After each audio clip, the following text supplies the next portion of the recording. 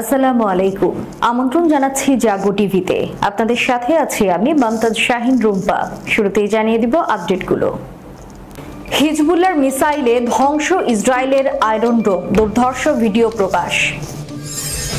যুদ্ধকালীন মন্ত্রীর পদত্যাগ, পতনের মুখে নেতানিয়াহুর সরকার, গাতঞ্জি হচ্ছেন পরবর্তী প্রধানমন্ত্রী। আগুন জ্বলছে বাইডেনের ঘরে, নেতানিয়াহুর কারণে ডেমোক্র্যাট দলে ফাটল। ইউক্রেন যুদ্ধে ফের সক্রিয় চেচেন কমান্ডার, সীমান্তবর্তী গোটা গ্রাম দখলে নিল কাদিরভ।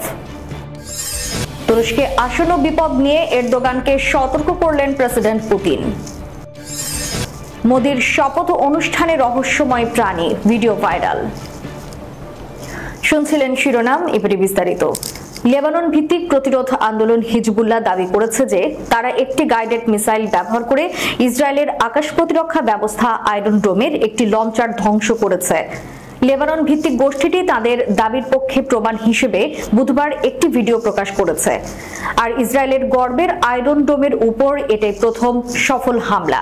ক্ষেপণাস্ত্রের অনবোর্ড ক্যামেরা থেকে ধারণ করা 90 সেকেন্ডের ক্লিপটি লেবাননের সীমান্তের কাছে উত্তর ইসরায়েলের গ্রামট নাফতালিতে একটি সামরিক ঘাঁটিতে একটি আয়রন ডোম লঞ্চারের দিকে উঠতে দেখা যায়। আঘাতের সাথে সাথে ভিডিওটি শেষ হয়ে যায়। বৃহস্পতিবার ইসরায়েলি প্রতিরক্ষা বাহিনী জানিয়েছে তারা তাদের লঞ্চারগুলোর কোনো ক্ষতির সম্পর্কে অবগত নয়। এই প্রথম কোনো ক্ষেপণাস্ত্র হামলার মাধ্যমে লঞ্চার, রাডার এবং নিয়ন্ত্রণ কেন্দ্রগুলোর সাথে আয়রন ডোমের একটি অংশে আঘাত হানা হয়েছে, যদিও এটি অস্পষ্ট রয়ে গেছে যে কতটা ক্ষতি হয়েছে। যুক্তরাষ্ট্র ভিত্তিক ফাউন্ডেশন ফর ডিফেন্স অফ ডেমোক্রেসিসের সিনিয়র রিসার্চ বিশ্লেষক জো ট্রুজম্যান বলেছেন, এই প্রথম মনে হচ্ছে যে হিজবুল্লাহ একটি গাইডেড ক্ষেপণাস্ত্র দিয়ে আয়রন ডোম লঞ্চারে আঘাত করেছে। ফিলিস্তিনি গোষ্ঠীগুলো বছরের পর বছর ধরে এটি করার চেষ্টা করছে, কিন্তু আমি কখনো প্রমাণ দেখিনি যে তারা সফল হয়েছে। সূত্র মিডল ইস্ট আই। যুদ্ধকালীন মন্ত্রীর পদত্যাগ, পতনের মুখে নেতানিয়াহুর সরকার। গাজায় চলমান সামরিক অভিযানকে কেন্দ্র করে ইসরায়েলের প্রধানমন্ত্রী বেনিয়ামিন নেতানিয়াহু দেশে বিদেশে প্রবল চাপের মুখে পড়ে রয়েছেন। বিশেষ করে অভ্যন্তরীণ রাজনীতির কারণে তার সরকারের অস্তিত্ব হুমকির মুখে পড়েছে। গত বছরের 7 অক্টোবর সন্ত্রাসী গোষ্ঠী হামাসের নৃশংস হামলার পর জাতীয় ঐক্যের স্বার্থে বিরোধী নেতা বেনি গাতঞ্জ যুদ্ধকালীন মন্ত্রিসভায় যোগ দিয়ে নেতানিয়াহুর রাজনৈতিক অবস্থান অনেকটা জোরালো করেছিলেন, কিন্তু রোববার তিনি পূর্ব ঘোষণা অনুযায়ী পদত্যাগ করেছেন। উগ্র দক্ষিণপন্থী জোট সরকারের একমাত্র মধ্যপন্থী দলের প্রস্থান একাধিক সংকটের সময় ইসরায়েলে অস্থিরতা সৃষ্টি করবে বলে অনুমান করা হচ্ছে। এখনই সরকার পতনের আশঙ্কা না থাকলেও নেতানিয়াহুকে এবার জোটের কট্টরপন্থী সদস্যের উপর আরো বেশি নির্ভর হতে হবে। ফলে সবচেয়ে ঘনিষ্ঠ সহযোগী দেশ আমেরিকার সঙ্গে মনোমালিন্য আরো তীব্র হবে বলে ধারণা করা হচ্ছে। নেতানিয়াহু নিজের সরকারের অস্তিত্ব টিকিয়ে রাখার স্বার্থে মার্কিন প্রশাসনের অনেক চাপ উপেক্ষা করার চেষ্টা করে চলেছেন। গাজায় বিতর্কিত সামরিক অভিযানের পাশাপাশি উত্তরে লেবানন সীমান্তের উপর প্রান্তে হিজবুল্লাহর সঙ্গে আরো তীব্র সংঘাতের আশঙ্কা ইসরায়েলের অস্থিরতা সৃষ্টি করছে। গাজায় এক সেনা অভিযানে হামাসের কবল থেকে 4 জন বন্দীকে জীবিত অবস্থায় উদ্ধার করা সম্ভব হলেও হামাসের কবলে এখনো অনেক বন্দী থেকে যাওয়ায় ইসরায়েলের প্রতিবাদ বিক্ষোভ চলছে। দেশের এমন সংকটের সময় মন্ত্রিসভা থেকে বিদায়ের কারণ ব্যাখ্যা করেছেন ইসরায়েলি সেনাবাহিনীর সাবেক কমান্ডার এবং সাবেক প্রতিরক্ষা মন্ত্রী বেনি গাতঞ্জ। ইসরায়েলের একাধিক সামরিক কর্মকর্তার মতে তিনিও গাজায় সামরিক অভিযানের সমাপ্তির পর কোন রাজনৈতিক সমাধান সূত্রের পরিকল্পনার অভাবে সমালোচনা করে আসছিলেন। 8 জুনের মধ্যে তিনি নেতানিয়াহুর কাছে এক রাজনৈতিক সমাধান সূত্রের খসড়া দাবি করেছিলেন। রোববার এক সংসদ সম্মেলনে গাতঞ্জ বলেন, নেতানিয়াহু আমাদের প্রকৃত জয়ের দিকে এগোনোর পথে বাধা সৃষ্টি করছেন, তাই ভারাক্রান্ত মনে আমাদের মন্ত্রিসভা ত্যাগ করতে হচ্ছে। উল্লেখ্য, নেতানিয়াহু সরকারের পতন ঘটলে গাতঞ্জি পরবর্তী প্রধানমন্ত্রী হতে পারেন বলে ইসরায়েলের রাজনৈতিক মহলে মনে করা হচ্ছে। তিনি নেতানিয়াহুর উদ্দেশ্যে চলতি বছরেই ইসরায়েলে সাধারণ নির্বাচনের জন্য রাজি হওয়ার আহ্বান জানিয়েছেন। আগুন জ্বলছে বাইডেনের ঘরে, নেতানিয়াহুর কারণে ডেমোক্র্যাট দলে ফাটল। প্রধানমন্ত্রী বেনিয়ামিন নেতানিয়াহুর বিরুদ্ধে ইসরায়েলে বিক্ষোভ চলছে। জোট সঙ্গীরা তার সরকারের পতন ঘটাতে চাইছে, কিন্তু নিজের মতো করে ঠিকই ক্ষমতা আঁকড়ে ধরে আছেন নেতানিয়াহু। এবার তাকে নিয়ে সুদূর মার্কিন মুলুকেও বন্ধু জো বাইডেনের ঘরে আগুন লেগেছে। যুক্তরাষ্ট্রের বিভিন্ন বিশ্ববিদ্যালয়ে ফিলিস্তিনের পক্ষে আন্দোলন হলেও এবার খোদ ডেমোক্রেটদের মধ্যে নেতানিয়াহু বিরোধী মনোভাব প্রবল আকার ধারণ করেছে। ইসরায়েলের সবচেয়ে প্রবল সমর্থক হচ্ছে যুক্তরাষ্ট্র। যুক্তরাষ্ট্রের জনগণের ট্যাক্সের টাকায় দিনে দিনে দানবে পরিণত হয়েছে ইসরায়েল, আর ইসরায়েলকে দানব বানানোর পুরো ক্রেডিট নেতানিয়াহুর। এবার সেই ক্রেডিটের পুরস্কার স্বরূপ মার্কিন কংগ্রেসের নেতানিয়াহুকে ভাষণের জন্য আমন্ত্রণ জানানো হয়েছে, আর সেই আমন্ত্রণকে কেন্দ্র করে বাইডেনের ঘরে আগুন জ্বলছে। নেতানিয়াহু আসন্ন ভাষণকে কেন্দ্র করে অসন্তোষ প্রকাশ করেছেন অনেকেই। দীর্ঘ সময় মার্কিন কংগ্রেসের নিম্নকক্ষ প্রতিনিধি পরিষদে স্পিকার ছিলেন ডেমোক্রেট নেতা ন্যান্সি পেলোসি।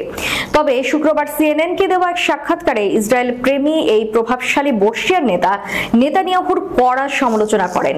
নেতানিয়াহুকে কংগ্রেসে ভাষণের জন্য আমন্ত্রণ জানানো ভুল ছিল বলেও মন্তব্য করেন পেলোসি। তার ভাষায়, ইসরায়েলি প্রধানমন্ত্রীর কারণে গাজায় শান্তি আসছে না। অবশ্য নেতানিয়াহু আর বেশি দিন টিকবেন কিনা তা নিয়ে সন্দেহ প্রকাশ করেছেন পেলোসি। ইউক্রেন যুদ্ধে ফের সক্রিয় চেচেন কমান্ডার, সীমান্তবর্তী গোটা গ্রাম দখলে নিল কাদিরভ। তবে সোমবার তাদের এমন দাবি অস্বীকার করেছেন ইউক্রেনের কর্মকর্তারা। ব্রিটিশ বার্তা সংস্থা রয়টার্স এই খবর জানিয়েছে। রোববার রাশিয়ার চেচনিয়া অঞ্চলের নেতা রমজান কাদিরভ দাবি করেছিলেন, চেচেন ভিত্তিক বিশেষ বাহিনী ইউনিটের নেতৃত্বে রুশ বাহিনী ইউক্রেনের উত্তর পূর্বাঞ্চলীয় সুমি অঞ্চলের রিজাভকার একটি সীমান্তবর্তী গ্রামের দখলে নিয়েছে। এটি নিয়ন্ত্রণে রুশ সেনাদের নেতৃত্ব দিয়েছে আখমাত চেচনিয়া ইউনিট। তিনি বলেন, সেখানে বড় আকারের পরিকল্পিত অগ্রগতি করেছে রুশ সেনারা এবং উল্লেখযোগ্য ক্ষয়ক্ষতি হওয়ায় ইউক্রেন বাহিনী পিছু হটতে বাধ্য হয়েছে। সুমির এক স্থানীয় কর্মকর্তা ইউরি জার্কো সোমবার ইউক্রেনীয় গণমাধ্যম সাসপিলনে দেওয়া একটি সাক্ষাৎকারে রিজিভকায় রুশ সেনাদের উপস্থিতির কথা অস্বীকার করেছেন তিনি। তবে এ বিষয়ে রাশিয়ার প্রতিরক্ষা মন্ত্রণালয় কোনো বিবৃতি প্রকাশ করেনি। মে মাসে রুশ প্রেসিডেন্ট ভ্লাদিমির পুতিনের সঙ্গে করা একটি বৈঠকে কাদিরভ বলেছিলেন, কয়েক হাজার সেনা ইউক্রেন যুদ্ধে রাশিয়ার পক্ষে লড়াই করতে প্রস্তুত রয়েছে। ইতোমধ্যে কাদিরভের প্রায় 43,500 সেনা মস্কোর পক্ষে লড়ছে। তুরস্কে আসন্ন বিপদ নিয়ে এরদোগানকে সতর্ক করলেন প্রেসিডেন্ট পুতিন। রুশ প্রেসিডেন্ট ভ্লাদিমির পুতিন ও তুরস্কের প্রেসিডেন্ট রিসেপ তাইপ এরদোগানের বন্ধুত্বের জগৎ জোড়া খ্যাতি রয়েছে। পুতিনের সঙ্গে এত মাখামাখির কারণেই যুক্তরাষ্ট্রের অত্যাধুনিক F-35 যুদ্ধ বিমান কেনার প্রক্রিয়া থমকে যায় তুরস্কের। কিন্তু তাতেও দমে যাননি এরদোগান। উল্টো রাশিয়া ইউক্রেনে হামলা চালানোর পর তুরস্ককে মধ্যস্থতাকারীর ভূমিকায় দেখা গেছে। তবে এবার নিজের ভালো বন্ধু এরদোগানকে সতর্ক করে দিয়েছেন পুতিন। ইউক্রেন যুদ্ধ থামানোর ব্যাপারে কারো আগ্রহ নেই, বরং আগুনে বাতাস দিচ্ছে যুক্তরাষ্ট্র ও তার পশ্চিমা মিত্ররা। এই যুদ্ধ এখন রাশিয়ার জন্য সম্মানের প্রশ্ন হয়ে দাঁড়িয়েছে। এমতাবস্থায় ইউক্রেন যুদ্ধ নিয়ে তুরস্কের প্রেসিডেন্ট এরদোগানকে সতর্ক করেছেন পুতিন। বুধবার তুরস্কের সঙ্গে রাশিয়ার পরমাণু শক্তি বিষয়ক অংশীদারত্বের প্রশংসা করেন রুশ প্রেসিডেন্ট। গাজা নিয়ে আঙ্কারার অবস্থানে পুতিন খুশি, তবে তুরস্কের অর্থনীতি নিয়ে এরদোগানকে সতর্ক করে দিয়েছেন পুতিন। তার ভাষায়, তুরস্ক যদি আর্থিক সহায়তার জন্য পশ্চিমাদের দিকে হাত বাড়ায় তাহলে আখেরে আঙ্কারায় ক্ষতিগ্রস্ত হবে। এই সময় পুতিন ইউক্রেনকে সহযোগিতা না করতে তুরস্কের সরকারের প্রতি আহ্বান জানান। তুরস্কে যাওয়া গ্যাসের পাইপলাইনে ইউক্রেন হামলার চেষ্টা করছে বলেও সতর্ক করেন পুতিন। টানা তৃতীয়বার প্রধানমন্ত্রী হিসেবে শপথ নিয়েছেন নরেন্দ্র মোদী। তার শপথ গ্রহণ অনুষ্ঠানে উপস্থিত ছিলেন দেশ বিদেশের 8,000-এরও বেশি অতিথি, ছিলেন অনেক দেশের রাষ্ট্র ও সরকার প্রধানরাও। তবে সব ছাপিয়ে নজর কেড়েছে রহস্যময়ী এক প্রাণী। বিজেপি সংসদ সদস্য দুর্গা দাস ইউকে শপথ নেওয়ার পর প্রেসিডেন্ট দ্রৌপদী মুর্মুকে সম্ভাষণ জানানোর মুহূর্তে নেপথ্যে একটি বিড়ালের মতো প্রাণীকে এক পলকের জন্য দেখা গেছে। সামাজিক যোগাযোগ মাধ্যমে ছড়িয়ে পড়া শপথ অনুষ্ঠানের এক ভিডিওতে ওই প্রাণীকে এক পলক দেখা গেছে। সামাজিক যোগাযোগ মাধ্যমে বিষয়টি চলছে আলোচনার ঝড়। কেউ বলছেন চিতাবাঘ, কেউ সাধারণ বিড়াল, আবার কেউ কেউ প্রাণীটিকে কুকুর বলেও চিহ্নিত করেছেন। সামাজিক যোগাযোগ মাধ্যমে এক ব্যক্তি মন্তব্য করেছেন, এটা কি এডিট করা? দেখে মনে হচ্ছে বড় বিড়াল, এটা কেউ লক্ষ্য করলো না কেন? আরেক ব্যবহারকারী বলেন, লম্বা লেজ ও আকার দেখে একে তো চিতাবাঘ মনে হচ্ছে। উপস্থিত ব্যক্তিদের কপাল ভালো, প্রাণীটি কাউকে কিছু না বলে নীরবে চলে গেছে। বিষয়টি নিয়ে মন্তব্যের জন্য রাষ্ট্রপতি ভবনের সঙ্গে যোগাযোগ করেও কোনো সাড়া পায়নি এনডিটিভি। দর্শক, শেষ করার পূর্বে সংবাদ শিরোনামগুলো জানিয়ে দিব আরো একবার। হিজবুল্লাহর মিসাইলে ধ্বংস ইসরায়েলের আয়রন ডোম, দুর্ধর্ষ ভিডিও প্রকাশ। যুদ্ধকালীন মন্ত্রীর পদত্যাগ, পতনের মুখে নেতানিয়াহুর সরকার, গাতঞ্জি হচ্ছেন পরবর্তী প্রধানমন্ত্রী। আগুন জ্বলছে বাইডেনের ঘরে, নেতানিয়াহুর কারণে ডেমোক্র্যাট দলে ফাটল। ইউক্রেন যুদ্ধে ফের সক্রিয় চেচেন কমান্ডার, সীমান্তবর্তী গোটা গ্রাম দখলে নিল কাদিরভ। তুরস্কে আসন্ন বিপদ নিয়ে এরদোগানকে সতর্ক করলেন প্রেসিডেন্ট পুতিন। মোদির শপথ অনুষ্ঠানে রহস্যময় প্রাণী, ভিডিও ভাইরাল। এতক্ষণ আমাদের সাথে থাকার জন্য ধন্যবাদ। আল্লাহ হাফেজ।